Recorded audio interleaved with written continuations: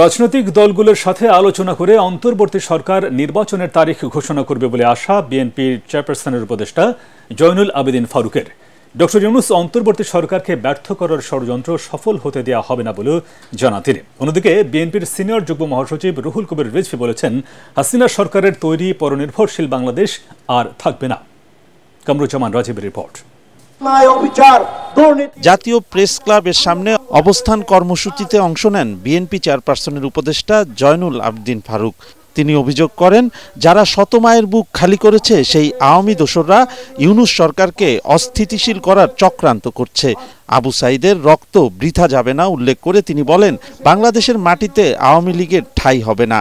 তিনি জানান, আলোচনার মাধ্যমে রাজনৈতিক দলগুলোই নির্ধারণ করবে নির্বাচন কখন হবে। কখন নির্বাচন হবে রাজনৈতিক দল সিদ্ধান্ত গ্রহণ করবে ডক্টর ইউনূসের সাথে।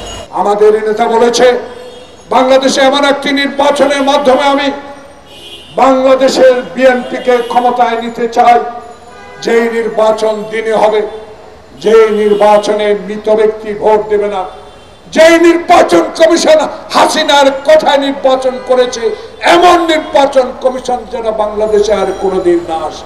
এলো ভিশন মুশকিল আসান অফার। যে কোনো ব্র্যান্ডের পুরনো ফ্রিজ নিয়ে চলে আসুন ভিশন শোরুমে আর নিয়ে যান নতুন ভিশন ফ্রিজ 20% পর্যন্ত ছাড়। অন্যদিকে রাজধানীর মাতোয়াইলে ছাত্র জনতার আন্দোলনে পুলিশের গুলিতে নিহত সৈকত চন্দ্র দে ও পারভেজের পরিবারের হাতে দলের ভারপ্রাপ্ত চেয়ারম্যান তারেক রহমানের পক্ষ থেকে আর্থিক সহায়তা তুলে দেন বিএনপির সিনিয়র যুগ্ম মহাসচিব রুহুল কবির রিজভী। এ সময় তিনি বলেন, এখন বাংলাদেশ আওয়ামী লীগের তৈরি পরনির্ভরশীল রাষ্ট্র নয়। এই দেশ, এদেশের জনগণের, এই দেশ বাইরে থেকে কেউ এসে গঠন করে দিবে না, কোনো প্রভু এসে এইখানে এটাকে গঠন করবে না। আমরাই আমাদের দেশকে গঠন করতে পারবো এবং আমাদের সেই স্বতঃস্ফূর্ত শক্তি, আমাদের সেই সম্ভাবনা, সেই মেধা এখানে রয়েছে।